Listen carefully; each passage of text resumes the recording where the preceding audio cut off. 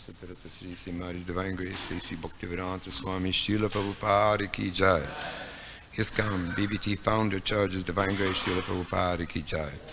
Jayam Vishnupad Paramahamsa Prabhupada Satirata Sri Sri Maharaj Divine Grace Srila Bhaktivedanta Saraswati Goswami Maharaj Ki Jai. Ananti Kori Vaishnava Bring Jai. Namachar Srila Haridas Ki Jai. Prem se Go Sri Krishna Chaitanya Prabhu Nityananda Sri Advaita Gadadhar Sivasari Gaura Bhakta Vrinda Ki Jai. Grantara Srimad Bhagavatam Ki Jai. Transcendental Book Distribution Ki Jai. Gaura Premananda Haribo. All glories to Simul devotees. All glories to Simul devotees. All glories to Simul devotees. All glories to C. Guru and Guranga. Om Namo Bhagavate Vasudevaya. Om Namo Bhagavate Vasudevaya. Om Namo Bhagavate Vasudevaya. Hare Krishna. So, this will be like our Bhagavatam class today.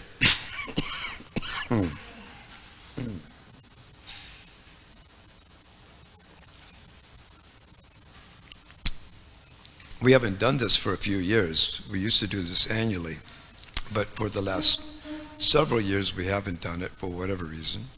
But we should revive it again this year.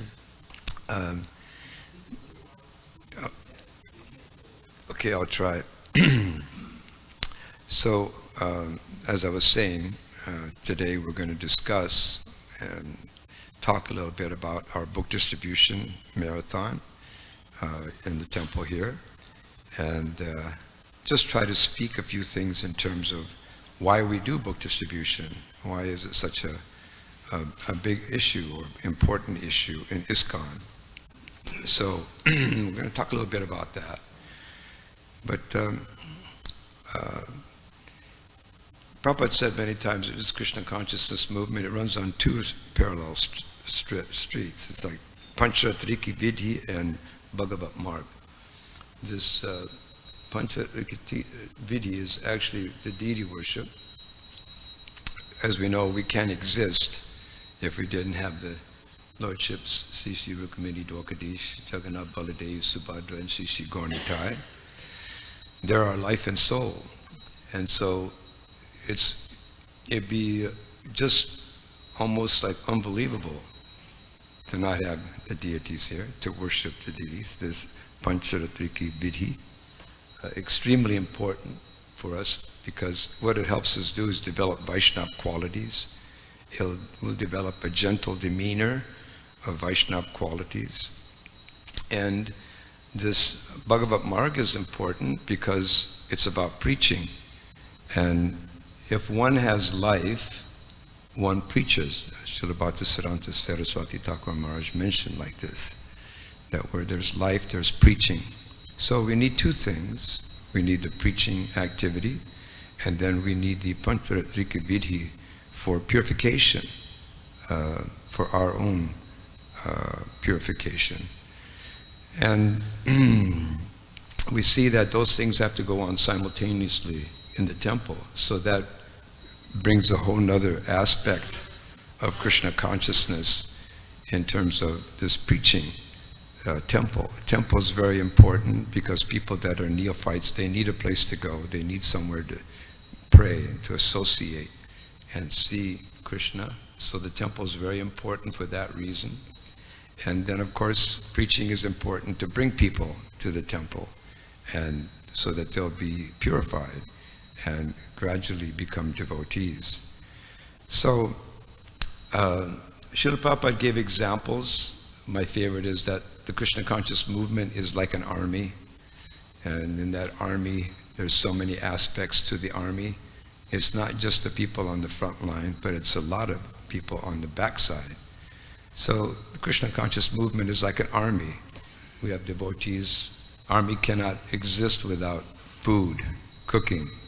So that's an important aspect of Krishna consciousness, and prasadam distribution. So we need prasadam. The devotees that are going out on book distribution need to eat. Everybody needs to eat. So this cooking, prasadam distribution, extremely important. That's part of how an army moves. It moves on its belly. So if we don't have that, it's very difficult to go out. And also we see that there's so many other things that need to go on. There's purchasing, there's the deity worship, of course, there's the cooking, as we mentioned, there's the cleaning, there's the organizing, there's festivals. So there's so many aspects, and all these need to be focused on the idea of preaching Krishna consciousness. So the devotees that are going out on book distribution, they're bringing people to the temple by this book distribution. And when they come, they need to be spoken to, they need to be preached to, they need to be trained and taught about Krishna consciousness. So that aspect is extremely important in terms of the spreading of Krishna consciousness and the movement going on. So all these things have to work in harmony.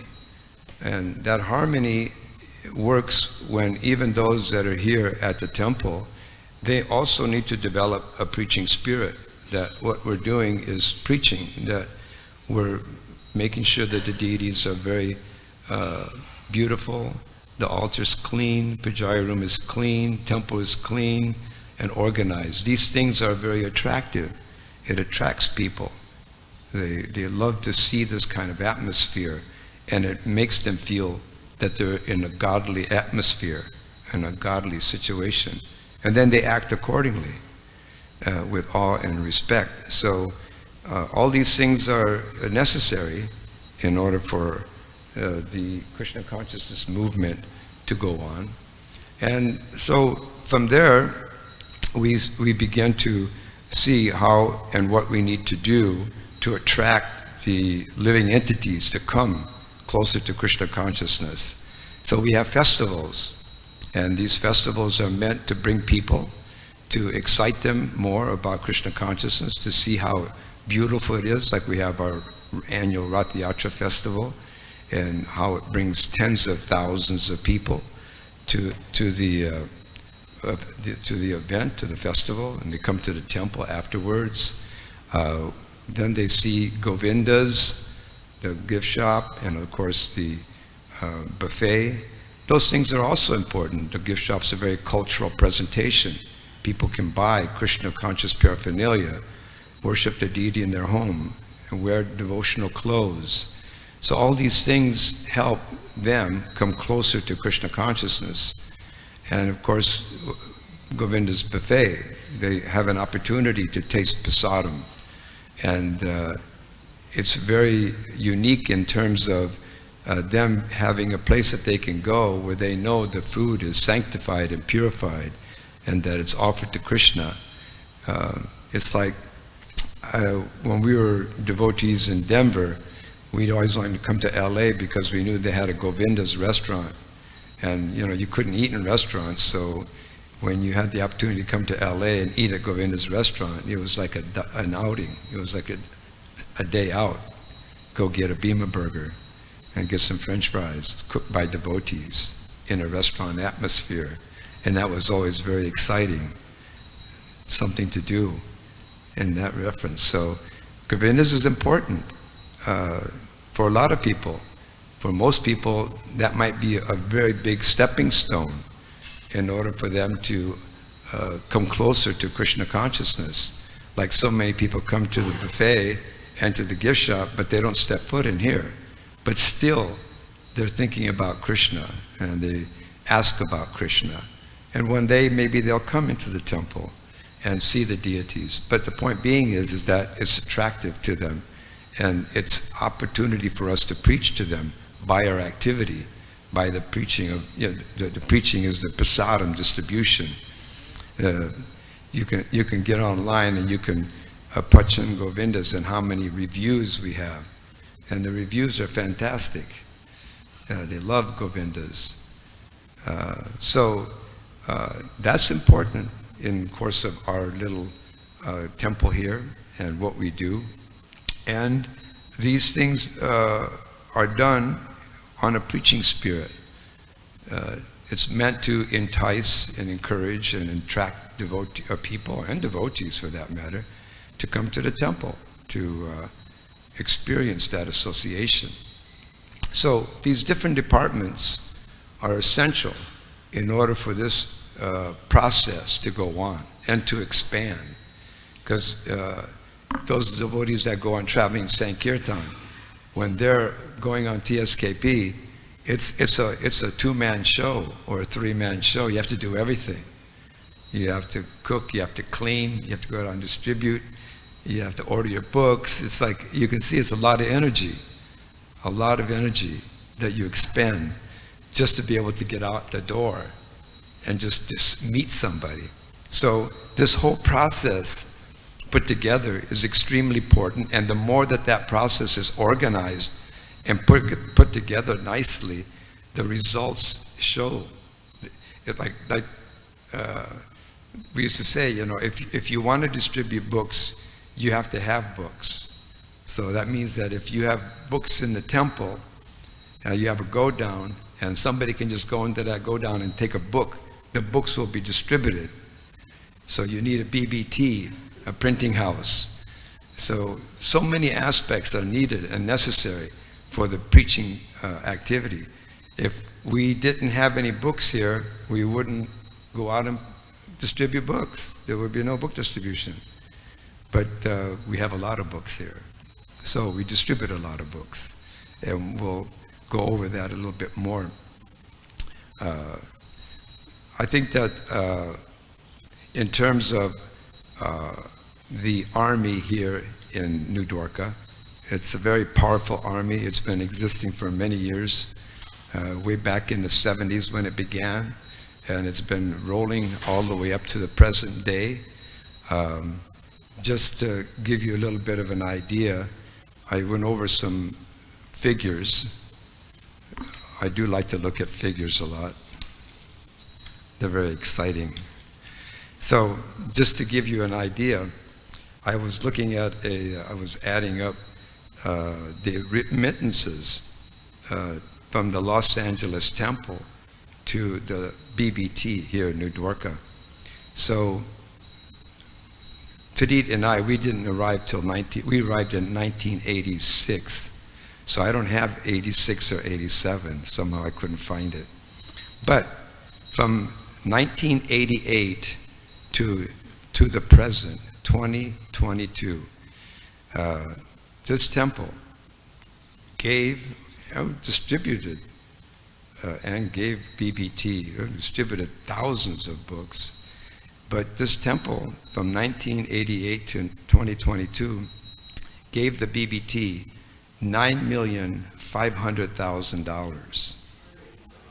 Yes. Whoa. I mean, can you imagine? It's probably 10 million because I missed a couple of years. So it's probably like $10 million. Can you imagine? Yeah. This is like historical for one particular temple. What's that? That's right. That's old money. A lot of it's old money. You're right, before the inflation. It meant a lot more previously. You're correct on that. So you can just see, if you have a steady ship and you have a good army, the results are there. And I'm positive that if we sat in a room and we told Srila Prabhupada what the LA temple did for his BBT, he would be ecstatic. Right? I'm sure, I'm positive of it. So all of us should be proud of this activity. We should be very proud that this temple can distribute that many books, give so much to the BBT. And we should make a commitment to help the future of book distribution in New Dwarka. We should try our best to help make devotees. We should try to make the deities look more attractive than ever. The cook should cook very nicely to attract people. Govinda's gifts. Just to give you an example, Satyadulal, everybody knows Satyadulal. When he was not a devotee, I remember I was up in the gift shop with Tarit on Sundays. And Sundays I used to help for a couple of hours. So he was Sailesh at that time. And he would come up to the gift shop. And he was really, I think he was a Shiva, was it Shiva worshiper? Yeah, he was, I can't remember exactly, so I hope he doesn't get offended, but I think it was about Shiva. And he'd come up to the gift shop and we would talk to him. I'd connect with him, have a few words with him. And he was pretty staunch in his faith, but just by coming to the gift shop, associating with the girls, me talking to him periodically, he became more and more attracted to Krishna consciousness. And today, you can see, just that was his beginning. And today, he's Sachi Dulal. And all the service that he does for Rukmini Dwarkadish. Hari Bol. Yeah, that's just one example of a person, a devotee, that comes in contact. So these different departments, they're not useless, and they're not just for money making, but they're actually for preaching. They're a preaching tool. And we have no idea how many other hundreds, if not thousands of people have become, in some form or other, attracted to this Krishna conscious movement by that gift shop and, of course, the Govinda's buffet. And another aspect is that those entities, they actually do bring Lakshmi to the temple. Just this year, the gift shop and the buffet combined gave over $100,000 profit to the temple this year. Yes. So it's not just, there, but it helps. It helps in the overhead of the temple. And at the same time, it purifies a lot of people. They get purified by that association, and they become Krishna conscious to some degree, some level or other. So deity worship, Panchatriki Vidhi, is extremely important. And then, of course, this idea of book distribution, extremely important. Prabhupada had said so many things about book distribution. I'm just going to read a couple of captions just to kind of give us an idea what Prabhupada thought about book distribution. Before I say that, though, this is a very nice caption. It says that in the material world, according to Vishwanath Chakravarti Thakur, it's a blazing fire of material existence. The only thing that can extinguish the fire is the rain of mercy coming from the spiritual master in the form of his instructions, guiding us in Krishna consciousness. The books Srila Prabhupada left us are drops of this rain of mercy. Oh, that was very sweet. These books are Srila Prabhupada's mercy. And when people get in contact with these books, they feel that mercy. They get a taste of that in the words of the pure devotee. And that verse in the Bhagavatam, Shushusho Shadadana Vasudeva Kataruchi. Just by coming in contact with the pure devotee of the Lord and rendering service by buying a book, touching the book, reading the book, all these things are drops of mercy of the spiritual master, and it purifies. And from that, one gains the affinity for hearing the messages of Vasudeva. They want to hear more, and that actually happens. We see it in so many different examples of people that just one of my most favorite examples is one devotee many years back. It's so apropos, but there was a devotee that many years back he got his father received a book in the airport, and the father brought the book home, put it on the bookshelf. He saw it, but he never read it. He had no attraction to reading it. So him and his friends, they would actually, they would pump iron, building up their muscles. So they had it in a room, and in that room there was a bookshelf. So this devotee told me that they were pumping iron, and one time he had a lot of weight on it, and he was up there, and he was going to drop it, and his friend, just in a nick of time, helped him and pushed the bar back, and the bar hit the shelf, and a book fell on his head. It was called the Bhagavad Gita as it is. It fell on his head. It's a true story. And it put a little gash in his head. So he decided, okay, I'll read this book.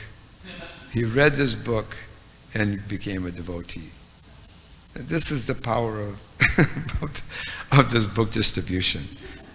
It's phenomenal how many other stories there are of devotees and how they came and what they experienced. So this is a transcendental activity. It's not a mundane process. It's not just meant, sometimes people say, get a job, and have you ever tried going out on book distribution? Yeah, you talk about a job, forget it. Yeah, I'd get a job any day. Yeah, book distribution is very, very, it's very strenuous. Another story that was told before, but it's true. There was one person that met the Hare Krishna movement at the Radharaman temple. And he would come to the temple there and he became very attracted to Krishna consciousness. So he came here one day and he was speaking with me and he said, well, what do you guys do? And I know the different things that we do, and we do book distribution. He said he was an expert salesman. That's what he told me. I asked him, what do you do? He said, I'm a salesman. I'm really expert, top notch. I'm top of the mountain in my corporation. And I said, wow, that's great. The devotees, we could use your association because, we're going out every day. He says, no problem. I'd like to help. So I didn't hear from him again for quite a while. One day he came to the temple and he said, well, I'm really getting sick of my job and I'd like to see if I can do book distribution. So he gave me a few $100, $300 or $400, and he bought a bunch of books. And I said, well, you can go to the parking lot, you can associate with devotees at the airport. So he did that. He went and followed the devotees, and he kind of associated with them and got an idea of how and what they were doing. So then eventually he went out on his own. We didn't hear from this person for quite a while. It might have been, I don't know, it may have been months. I forgot about him, actually. It was so long. Finally he came back to the temple, and he had the books with him. He says, I'd like to give you these books back. And he said, I have all respect for the devotees that are going out on this book distribution. I'm a crack salesman, but I couldn't get anybody to take a book.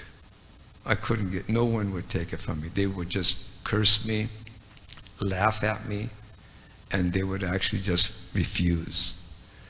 And the purport of this is that you really can't distribute books unless you have a pure mind. If you have a pure mind, if you have pure habits of eating, sleeping, mating, and defending, then only can you distribute Srila Prabhupada's books properly. If we don't have that purity, it doesn't happen. It doesn't happen.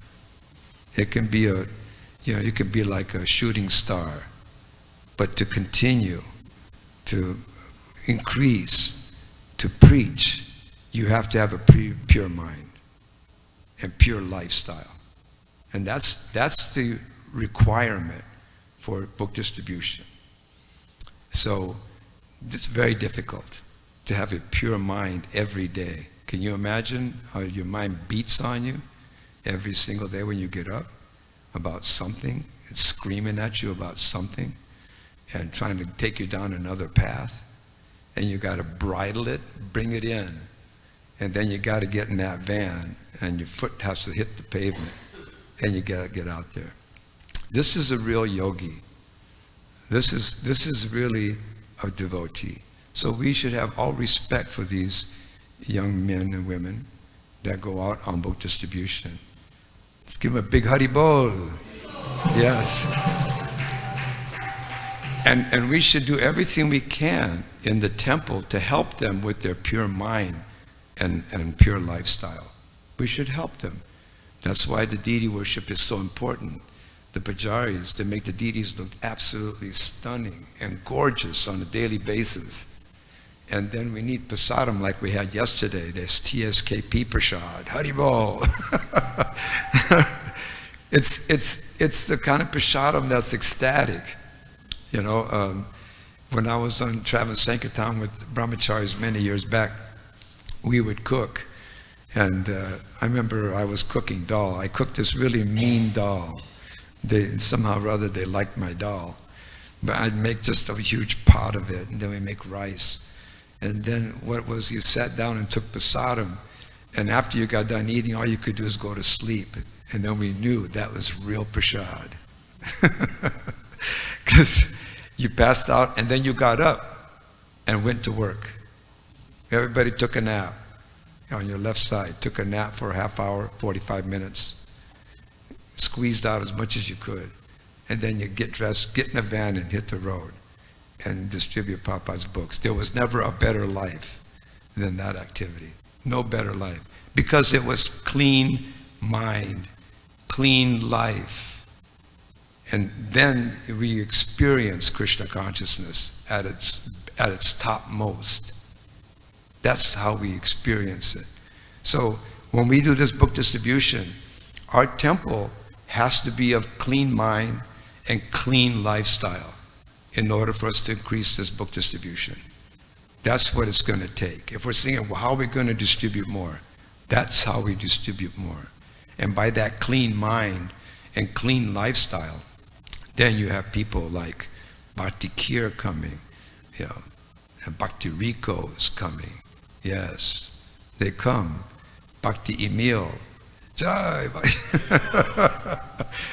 They come and they act like normal, natural devotees. When I went in the kitchen yesterday and the Prabhus were cooking, I thought, oh wow, man, this is a Hare Krishna temple. It was so sweet, so nice to see our young men and working hard just to cook, and they're happy and they're working together, for the goal, for the purpose. And there was everybody in that kitchen, I could tell, was in a clean mind. Don't you think? Sankirtan, was it? It was just for, Krishna. It was for Prabhupada. It was clean, and you felt clean. And you felt eager and enthusiasm to want to, do this and preach.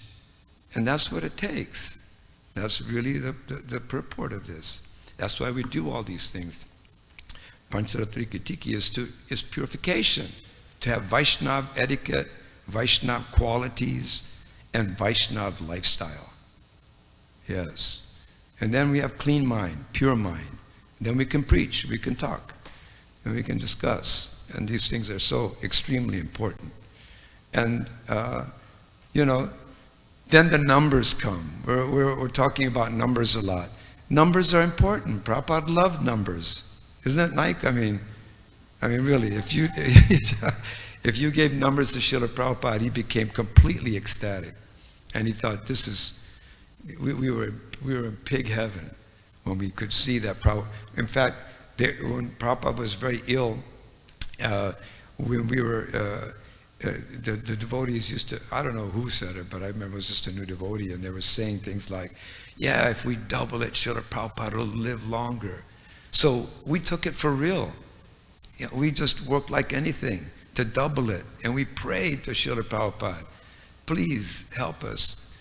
And when Prabhupada heard the scores, he was ecstatic. He loved it.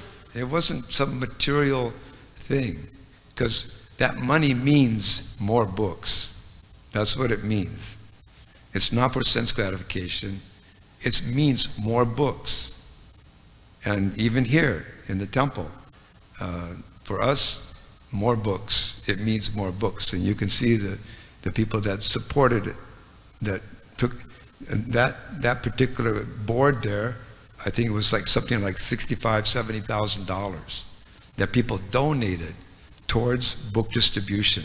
They felt the ecstasy of that book distribution. It was very powerful.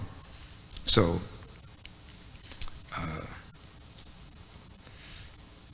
I'll say a few more things, and maybe Naikatma Prabhu and Brigopati Prabhu can say a few words. That would be nice. So I'll just read a little something here. Prabhupada wrote a letter December 8, 1971. Preaching is our real business. Preaching and distributing books. If your preaching work is strong, then your management of temple affairs will also become automatically very strong. Just like if the head wills it, the hand will move. Preaching is like the head of our Krishna conscious society. If the head is removed, the whole body dies. Managing is the hands, which work nicely if the head is healthy. If the hands are removed, the body will not die, but it will be crippled. So preaching is more important than management, but both must be there if the whole body is to operate nicely. Yes. So, would you like to say a few words, Prabhu? Can we give him a microphone?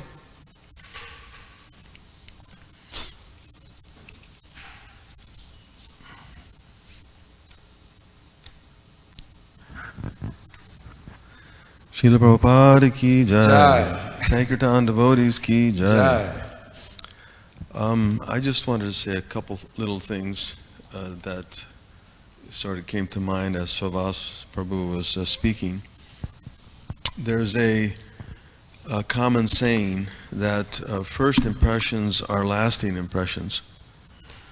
And to this day, I can still remember the first day that I ever came across a devotee and was handed a book. It's so clear in my brain, even to this day. I remember walking through a mall in South Chicago. It was called the Ford City Mall, if anybody knows Chicago.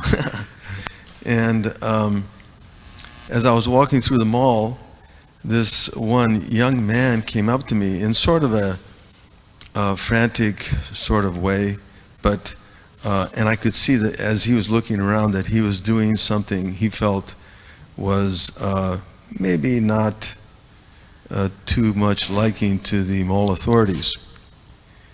In other words, he was looking for security. And then he handed me this book,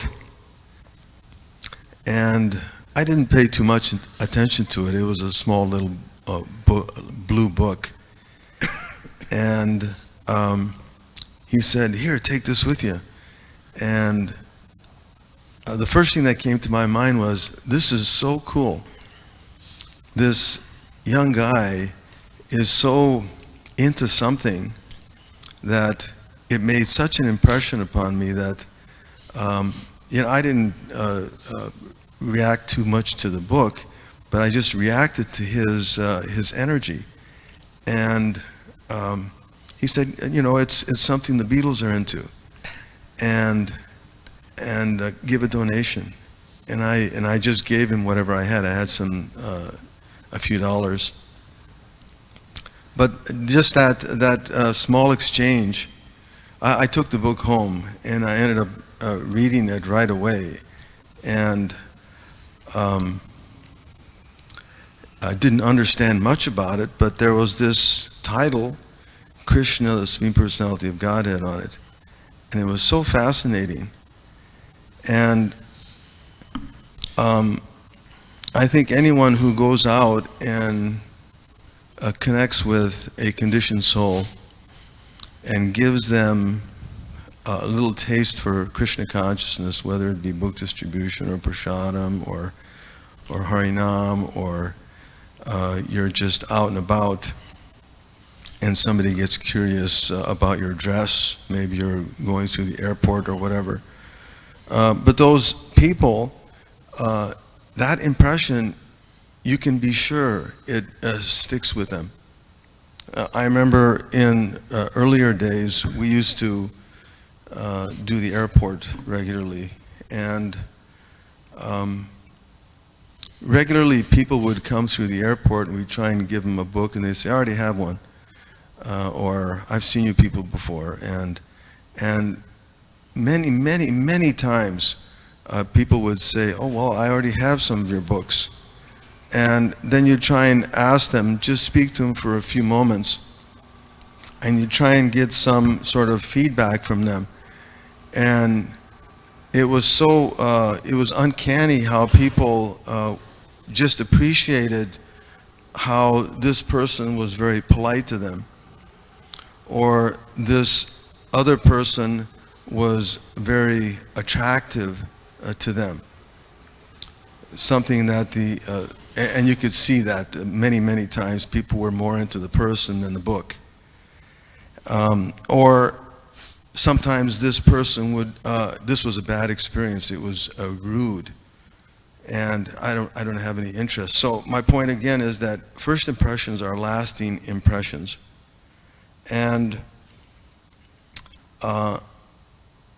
when the Sankirtan devotees go out, and when the preachers go out, it's so important that they, not just appearance-wise necessarily, but just their approach and how they deal with people has a lasting impression upon people. And you can believe it.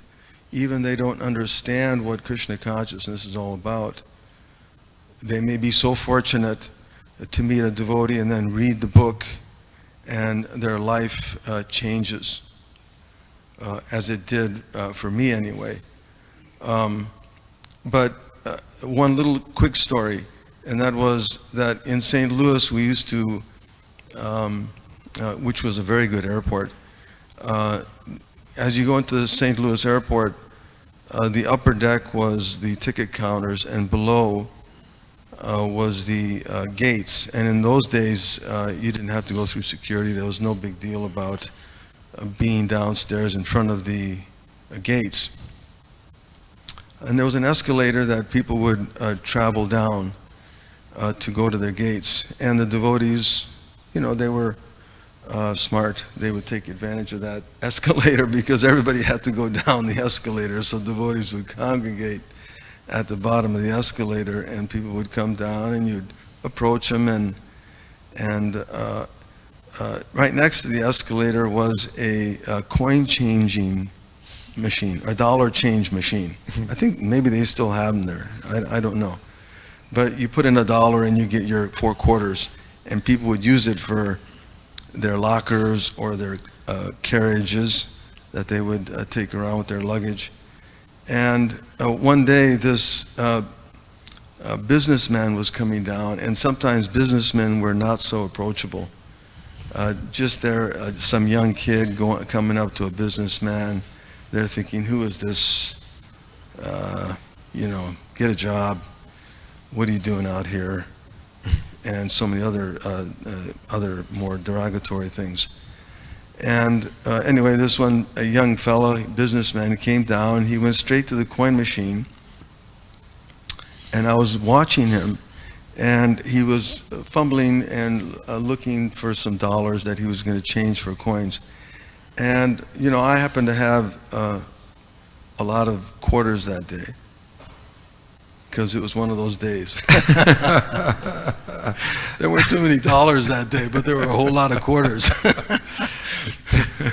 So I went up to the fellow and I said, "Excuse me, sir, can I noticed you're changing your quarters or your dollars, and I have a lot of quarters I can give you." So he said, "Okay, sure, give me a couple bucks." And so I'm giving him change for his $2 or $3, whatever it was.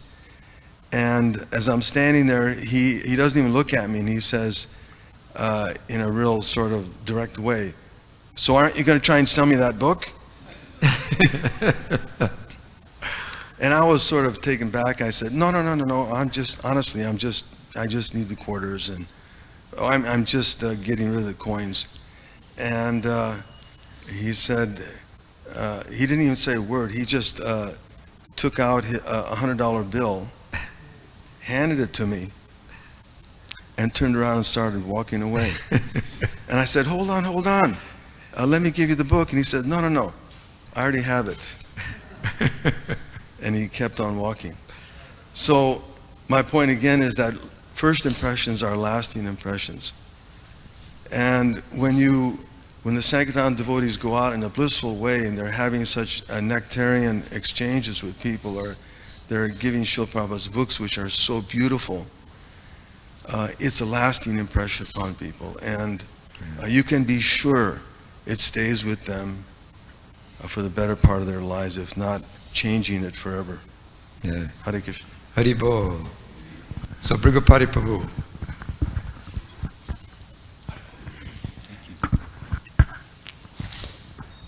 Well, there's a famous conversation between Lord Shiva and his wife. His wife asked him, what's the best worship?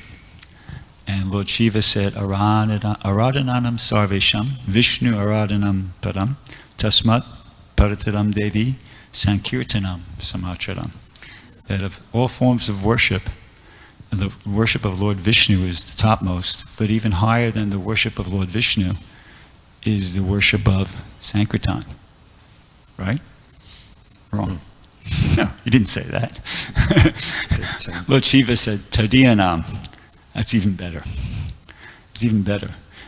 What Lord Shiva said was even higher than the worship of Lord Vishnu is that which is in Tadiyana, means in relationship with Vishnu, which is generally understood to mean the devotee.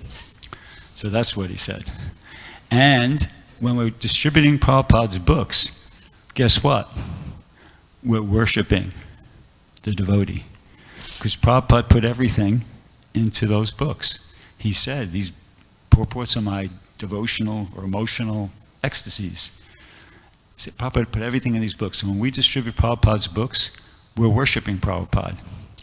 And of course, that's extremely important. In the Bhagavad Gita, there's a statement by Krishna. In the 18th chapter, he says, I declare that he who studies this sacred conversation of ours worships me by his intelligence. So that same principle is there. And and why do we want to? Why are these books so important? They provide inspiration. You know, as I said, Prabhupada said these books are my devotional ecstasies. So when people come in contact with Prabhupada's words in the written form, in the auditory form, it has it's inspiring. It has an impact on the heart. I know that was the case with me. I got the teachings of Lord Chaitanya on April 13th, 1973. And I was reading it. And I remember, as I was reading it, I was thinking to myself, wow, I don't even know if I'm understanding what I'm reading here, but I really like this. So it just occurred to me this morning that what I was saying is I was feeling inspiration. I was feeling inspiration by Prabhupada's words. And that wasn't the first time. I had like a few different occasions where that happened. So, Prabhupada's words provide inspiration, and because they're coming from Krishna. Prabhupada said, when I sit down, there's one occasion where Prabhupada was preaching, and actually there's a few different stories like this. You hear, when you're on the Prabhupada memories, you hear a few different devotees say a different version of the same point, principal point.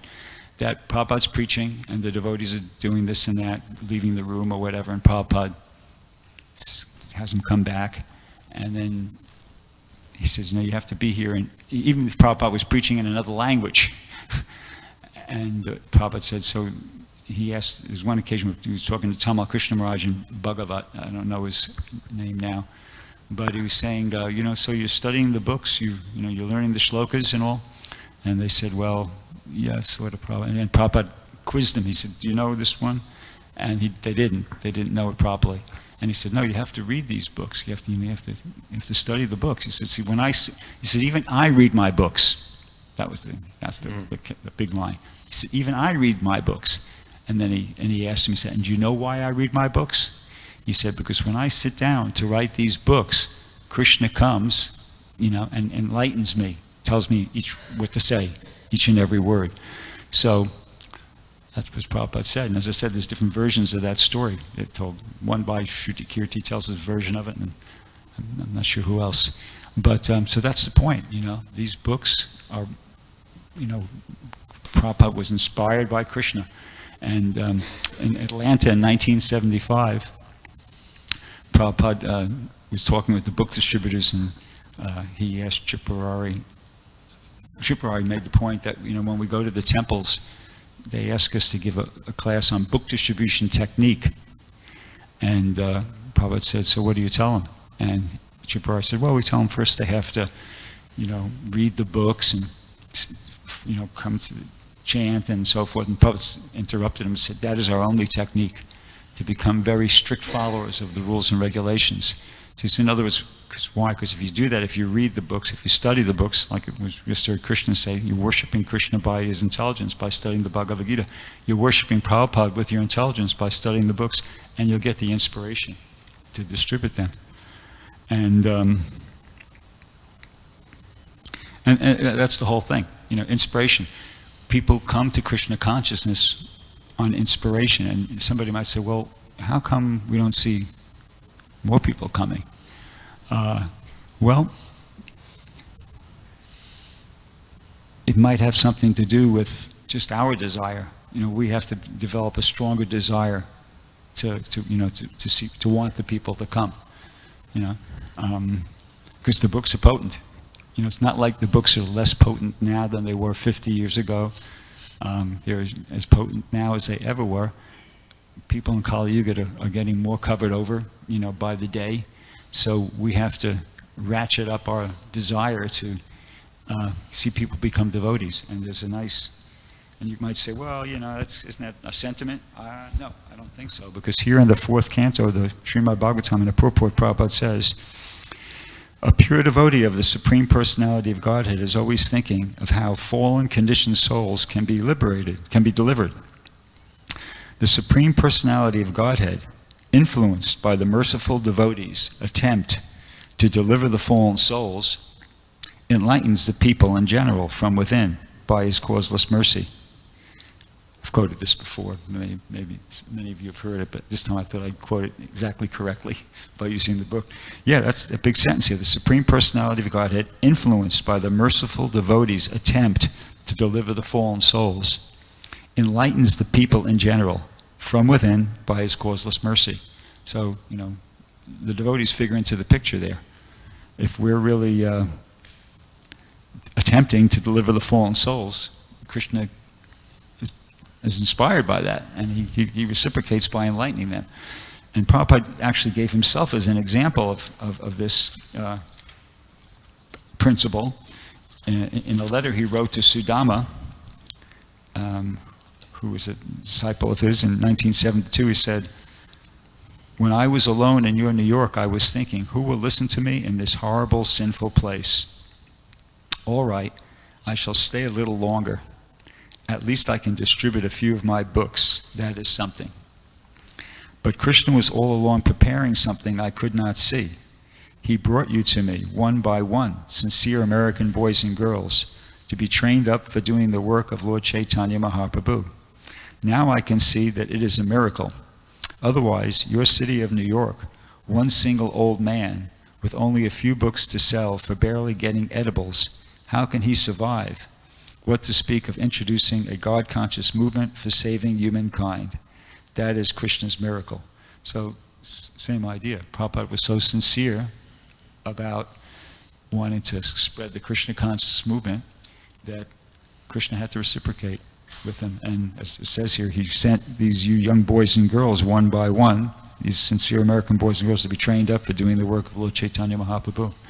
So we have to try to follow in the footsteps of Srila Prabhupada and become really sincere about practicing Krishna consciousness and trying to spread it. And if we are, then hopefully we'll get the same sort of reciprocation from Krishna, Lord Chaitanya, that Prabhupada got. And Krishna will inspire people from within to come forward and become devotees. That's my understanding of how it works. Archita would like to say something.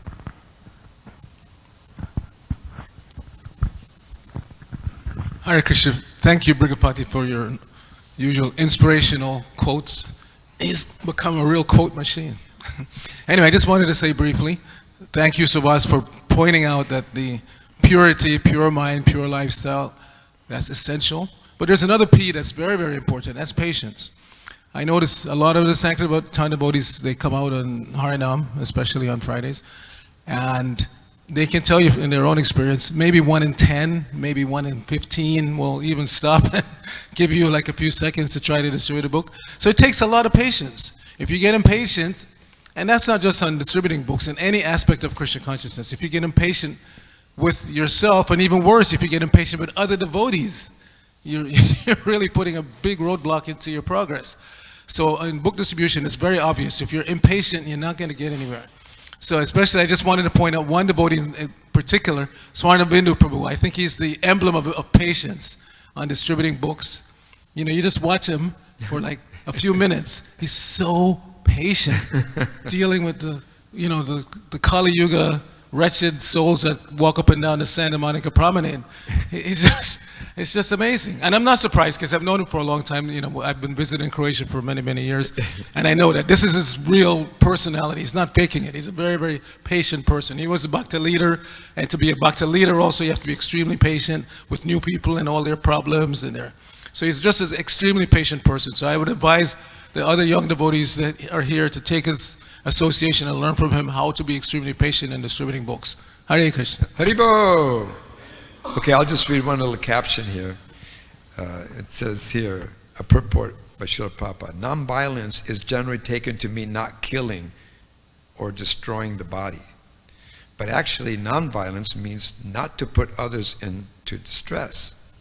People in general are trapped by ignorance in the material concept of life, and they perpetually suffer material pains. So unless one elevates people to spiritual knowledge, one is practicing violence.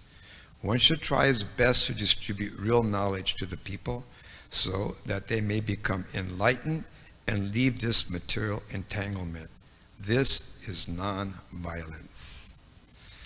So, Amalabhata Maharaj, a couple of minutes. Do you like to say something? No? Okay. What? Oh, yeah, let's show the video real quick. Great. Please do.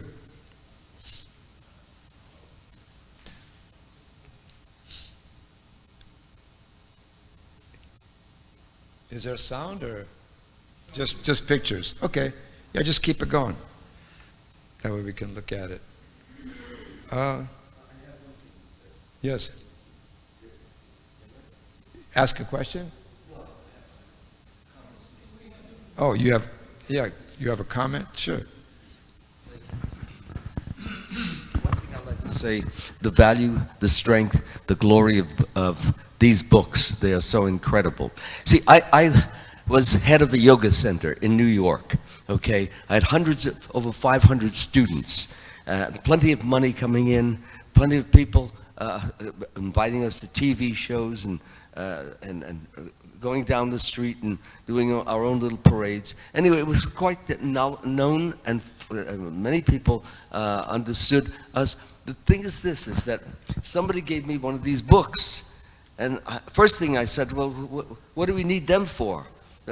We have our asanas, our exercises, our breathings, relaxations. That's the real yoga. Well, I found out very different when I started reading this book. It had such a transformational effect upon me. I said, well, maybe I should just, what is this Hare Krishna? You know, we didn't know. And interestingly enough, even the teacher that I had, when I told him about this Hare Krishna, he said, well, let's all chant it then. Well, that was the beginning of a lot of people's transformation. I had a student named Dravida Das. Well, he disappeared. I had a student named, he's one of the sannyasis. He disappeared. All my students were going away. And I was wondering, what do they have over at that Hare Krishna center that I don't have? Pure love of God. And we were supposed to be gaining pure love of God from the process of bending and stretching and going this way and going that way and the breathing and the sleeping and all of these kind of things. But this book was showing us how to do it, the Hare Krishna mantra. In fact, we began at our lectures chanting Hare Krishna, Hare Krishna, Krishna. At our lectures, at the beginning, not just thinking, we didn't even want to go near that.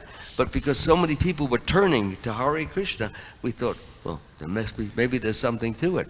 Brigopati was one of my students also, believe it or not. He even stayed at our temple. Oh. So I began, then he disappeared. I said, what's going on? All my students are leaving. What is this Srila Prabhupada? And then I disappeared. Seriously. So I still, Brigham may remember the first day that I came there. He came at the door and he said, "Here, let me introduce you." It was breakfast time, and I saw the whole place was just filled up with breakfast students, and I said, "This is absolutely amazing." And then I went to they took me to Hridayananda Maharaj. I said, "You guys got a philosophy. It's not this bending and stretching and breathing and resting and relaxing. It really is about connecting with God." I said, "This is where I want to be." And so I joined Brigupati after about maybe 6 months later and never looked back. Haribol. It was wonderful, really. Good story. But it shows you how great it was, because it took I was the leader there, by the way, like you. Same thing. But it was so powerful, so great, so glorious, so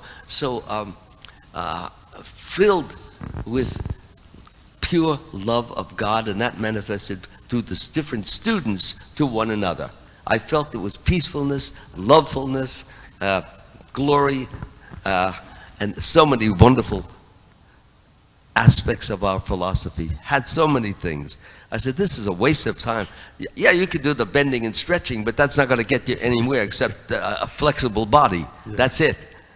But what was coming on over here, Krishna consciousness, and devotees were going out in the street, and I said, what's the motivation? What's making Prabhupada?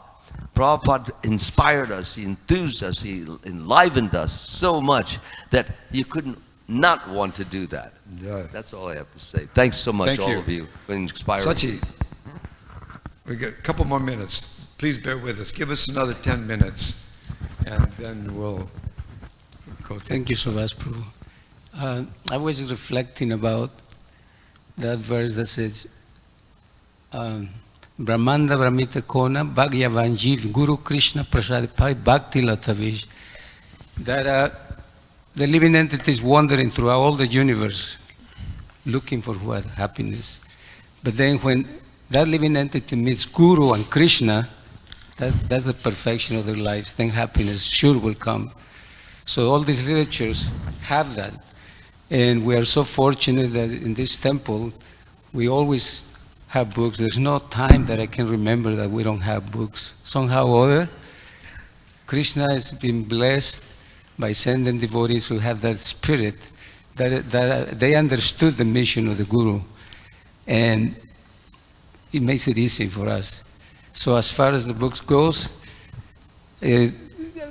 one quote from, I remember Srila Bhaktisiddhanta Maharaj, we heard that quote. He says, if all the literatures of the world will be disappearing from this world, but one book is left, Bhagavatam, said, nothing is lost. In other words, we get everything.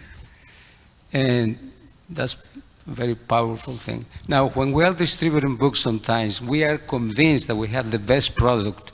Nevertheless, when we go on to present the books, we find that many people sometimes, unfortunately, they're not ready. But we have that conviction that we have diamonds. And as Prabhupada gives the example, how many people goes to the diamond shop? Things like that. I mean, there's so many things. And that we can just, live with. As far as book distribution goes, compassion. A lot of times we talk about compassion. The same saintly people are compassionate. But when we're going there, at least myself, am I compassionate?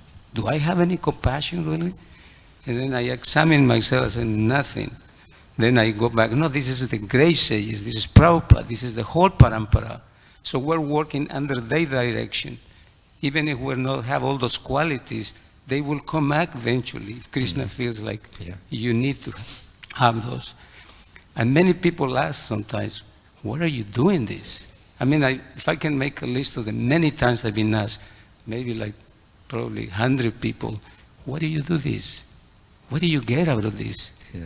And it's like, it makes you think about it. Why do you do this? And then you can give different answers, but sometimes I say, I'm coming here to please my, teachers, spiritual masters. Sometimes I said, it's about kindness and generosity, and we're here to spread the message of love of God.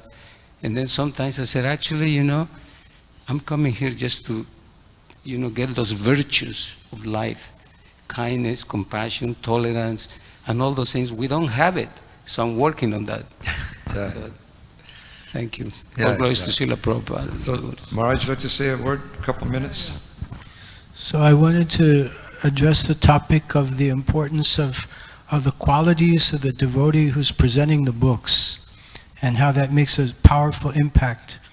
As Prabhu was saying, the lasting impressions. So I received a book from Revati Nandan Prabhu. He was here for a little while. He left his body. In 1991, I was in JFK Airport. On my traveling to Ireland, I had a guitar, I had my trumpet, I had my long hair, and he stopped me. He was wearing a suit, and he said, "Do you look like a musician? Do you play in a band?" And I said, "Yes." And he said, "What's the name of your band?"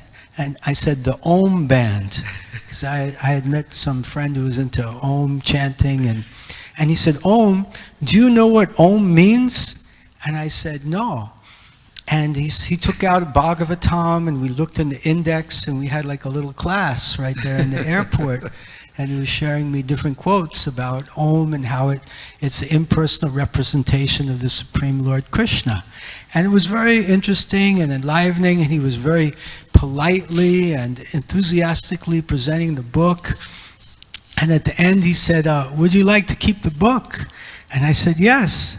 And I said, "Can I give you a donation?" And he said, "Yes." So I was really poor at that time. I was like a street musician traveling around the world. And I had like $140. I still remember, like a bunch of $20 bills, just a few, not a bunch. And I was traveling internationally with like this, just very little money. So I gave him $2.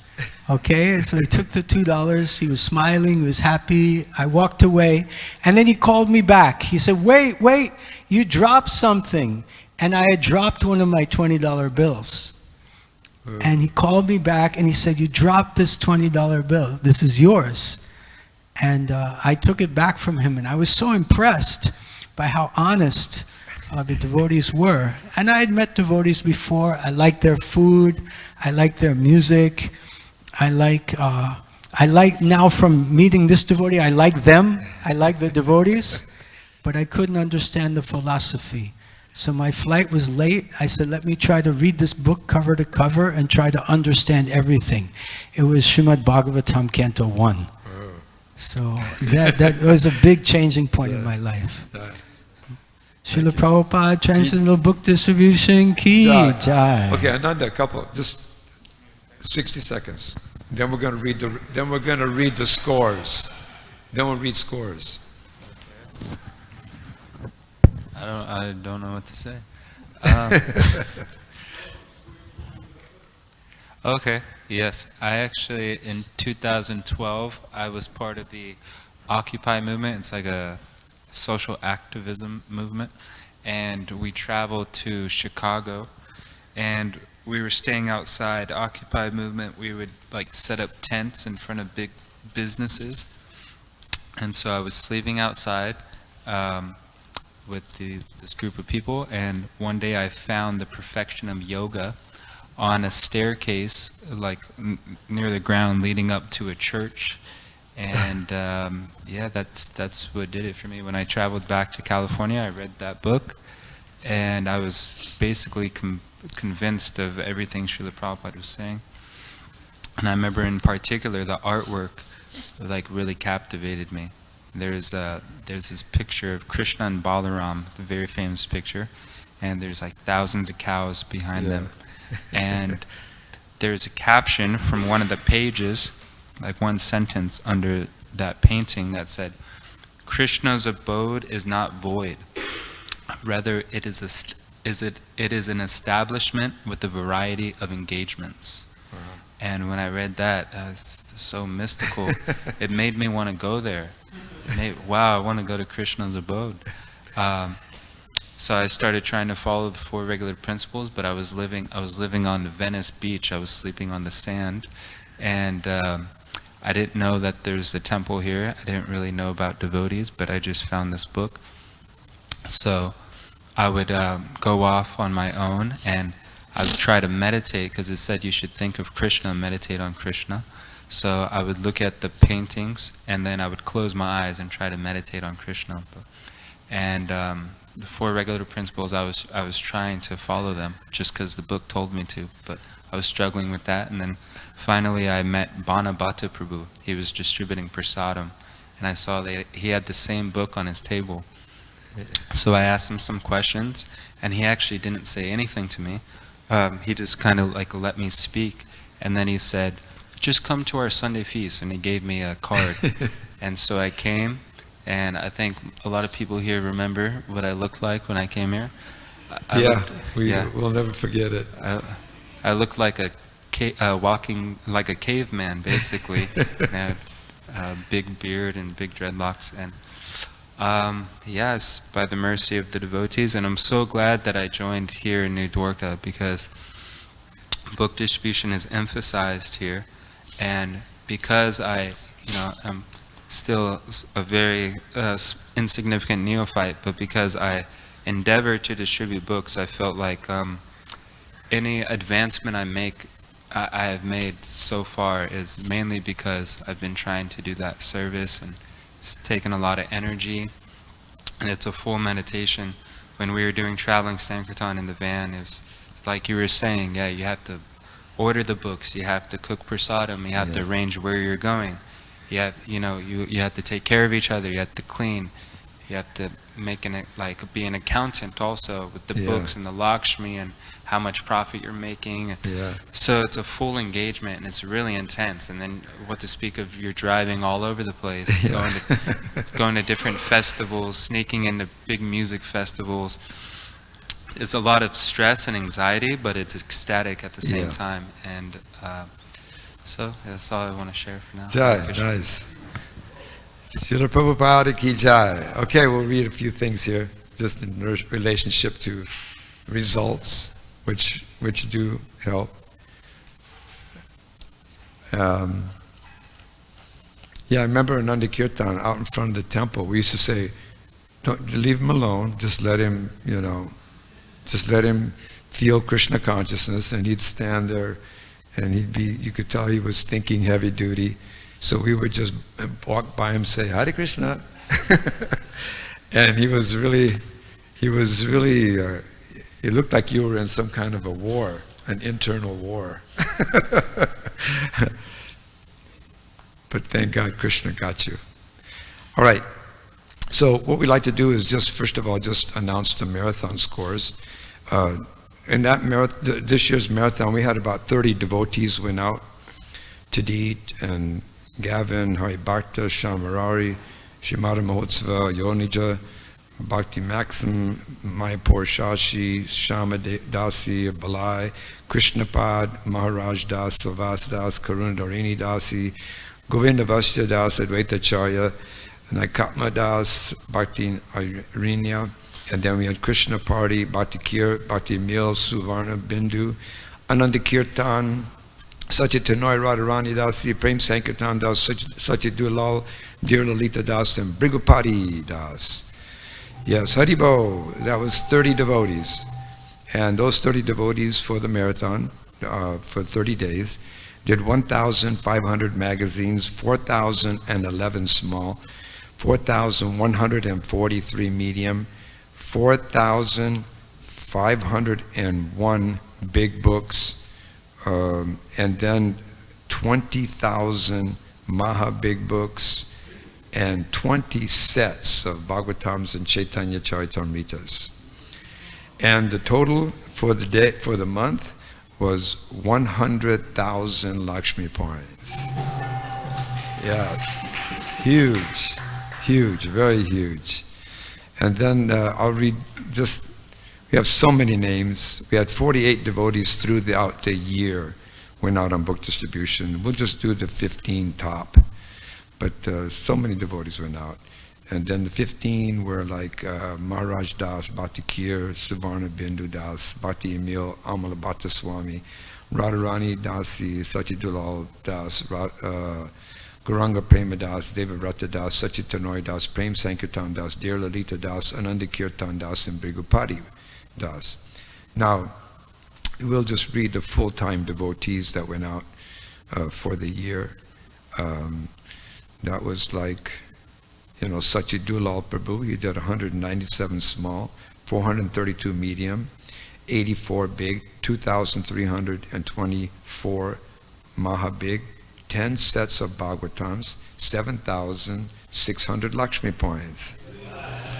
Then there's Gauranga Prema Prabhu, 884 small, 1,903 medium, 1,909 big, 2,770 maha big, and 22,900 Lakshmi points.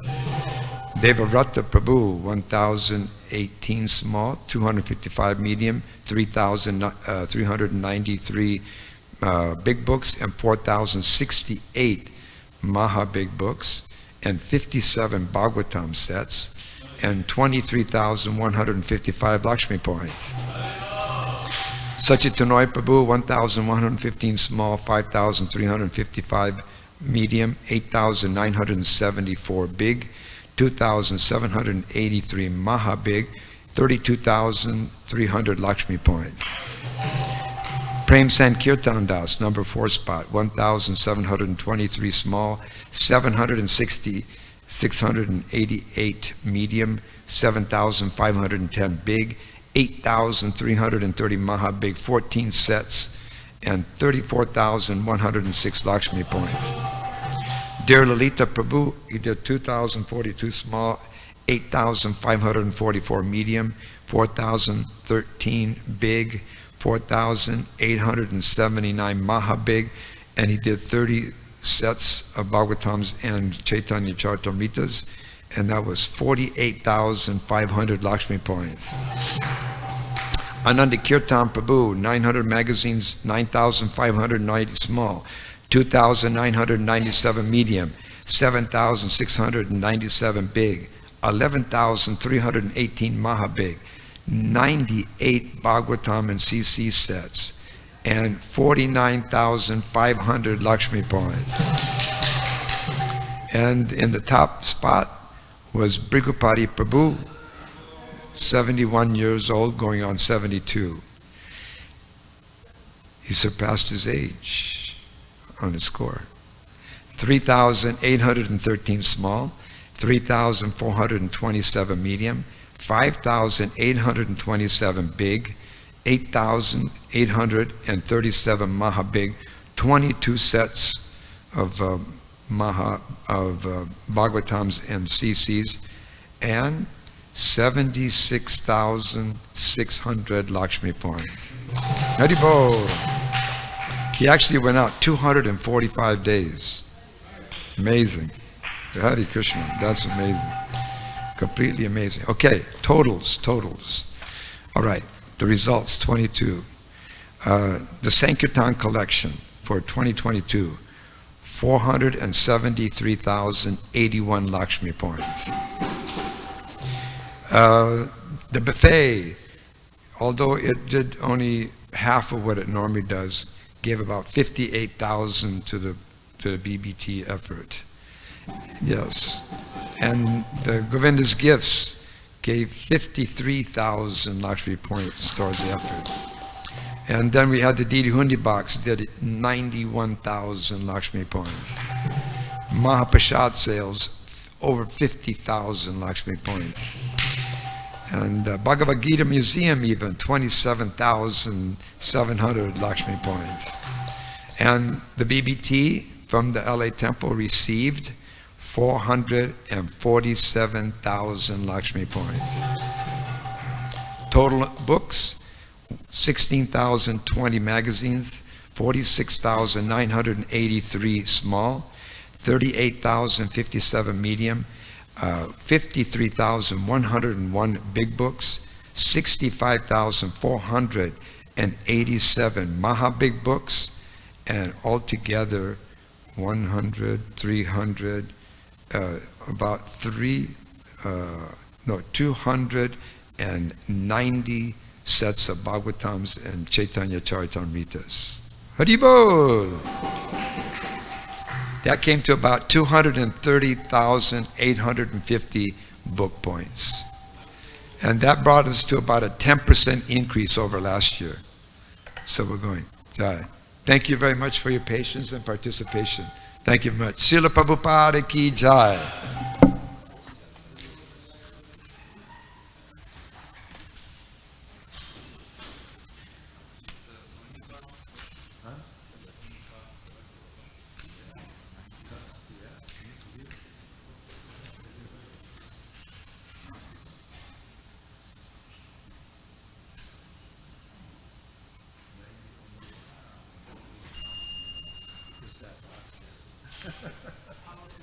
Yeah.